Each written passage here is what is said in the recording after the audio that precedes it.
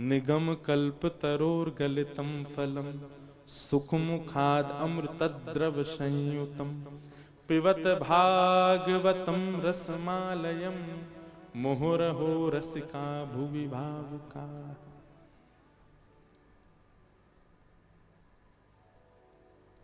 भागवत के व्यासपीठ का आश्रय किसी अन्य साधन के लिए ना करे। एक जिम्मेवारी रखे वक्ता कि सामने अगर 5 लोग भी बैठे हैं तो इन 5 की जिम्मेवारी मेरी है कि इनको भगवत स्वरूप का दर्शन होना चाहिए, इनके दोष नष्ट होने चाहिए। इस जिम्मेवारी से कथा कहे, और वो तभी संभव होगा जब वो सुख बन के बैठेगा।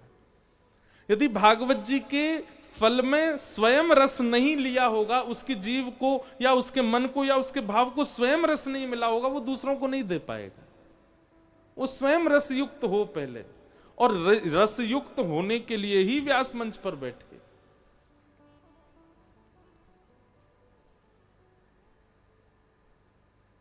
पिबत भागवतम रसमालयम मुहुरहो रसिका भुवि भावुका। पिबत भागवतम, भागवत सुनो नहीं, भागवत कहो नहीं, भागवत पियो।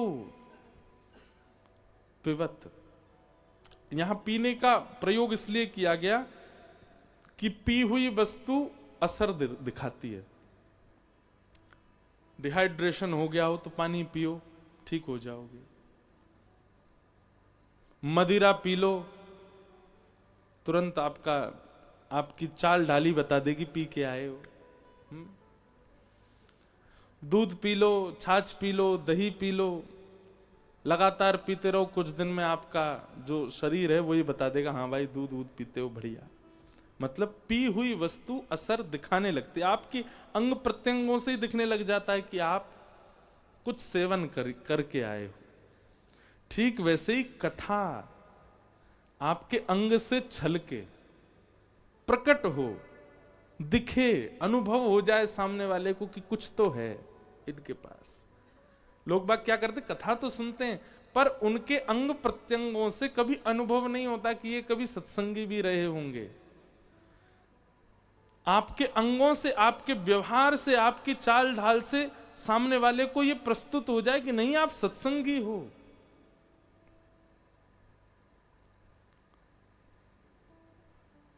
फ्लाइट्स में वेज नॉन वेज दोनों सेक्शन होते हैं। सबसे पूछा जाता है सर वेज और नॉन वेज, पर हम अपनी अपनी बता रहे हैं। हमको आज तक एयर होस्टेस ने पूछा ही नहीं नॉन वेज, वो वेज ही बोलती है। क्यों?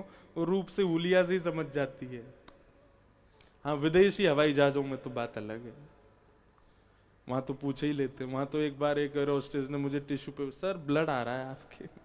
मैंने ब्लड नहीं है, वो तिलक है। तो आपका स्वरूप, हमारे महाराज जी का स्वरूप देखो भाई। जिसने इनके साथ हवाई जहाज में सफर किया वो व्यक्ति सबसे लक्की है। महाराज जी कभी ना कभी एयरपोर्ट पे मिलते हैं मेरे को। तो फ्लाइट में एक बार मैं इंदौर से आ रहा था वापस दिल्ली, तो जैसे ही मैं एयरपोर्ट में प्रवेश कर रहा, महाराज जी निकल रहे थे प्रस्थान से। तो मैंने जाके, मैंने महाराज जी कहाँ से आ रहे हैं? बोले बंबई से आ रहा हूँ। मुझसे बोले तुम कहाँ जा रहे हो? मैंने कहा दिल्ली जा रहा हूँ। चलो मैं भी चल रहा हूँ। मैंने कहा आप अभी तो आए हो? बोले कोई नहीं, हमारा तो काम ही है, चलो। मैं टिकट, बोले वो मिल जाएगी। भीतर गए, वहां पे तो उनको सब जानते हैं, सारे एयर होस्टेस, सारे स्टाफ, चाहे दिल्ली एयरपोर्ट हो, मुंबई एयरपोर्ट हो, इंदौर एयरपोर्ट, सब जानते हैं महाराज जी को। लेके खींच के गए, लाइन वाइन कुछ क्यू में खड़े नहीं होना, सीधे बस में बैठे। हवाई जहाज अभी तैयार ही नहीं हुआ पब्लिक के लिए, सीधे जाके बैठ गए भीतर। मैंने कहा वाह भाई, आनंद तो ये है। दुनिया के लोग कहाँ कहाँ संपर्क बनाते हैं। बड़े बड़े बिल्डर, बड़े बड़े राष्ट्र के धनवान लोग, महाराज जी का संपर्क एयरलाइंस में है। और आश्चर्य की बात ये है, no WhatsApp, no Instagram, no Facebook, Android phone ही नहीं है। महाराज जी का फोन कभी देख लोगे तो वो भी एक चमत्कार ही है। रबड़ बैंड से बंधा हुआ है 1100, उसमें वो है, वो बैटरी निकल जाती है पीछे वाली। वो फोन है। अमेरिका जाते हैं, इमिग्रेशन करके बाहर निकलते हैं और फिर दोबारा डिपार्चर से भीतर घुस के दूसरी फ्लाइट पकड़ के ऑस्ट्रेलिया चले जाते हैं। अद्भुत है। एक बार कोई महाराज जी को व्यक्ति मिला वृंदावन में। महाराज जी बोले कहाँ से आए? बोले हांगकांग से आए हैं महाराज जी। मुझे एक ऐसी खबर पता चली। महाराज जी बोले हांगकांग में कहाँ रहते हो? अपना पता बताओ, हम कभी आएंगे। अब उसने सोचा संत महात्मा तो ऐसे ही बोल देते हम कभी आएंगे। पता दे गया।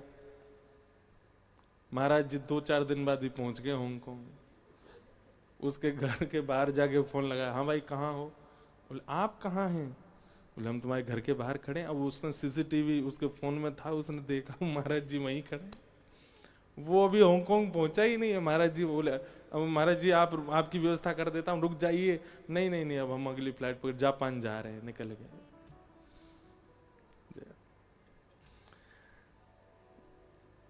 अब संसारी लोग इसको नहीं समझ पाएंगे शायद, पर दुनिया के लोग पेड़ के नीचे भजन करते हैं, नदी के तट पे भजन करते हैं, हिमालय पे भजन करते हैं, ब्रज में भजन करते हैं। महाराज जी आकाश में भजन करते हैं, तो इसलिए हवा में ही रहते हैं। तो महाराज जी हमसे तो कभी एयर होस्टेस ने पूछा नहीं नॉन वेज सेक्शन क्यों, क्योंकि उसको हमारे बाह्य रूप परिवेश अब तो और अच्छा हो गया है।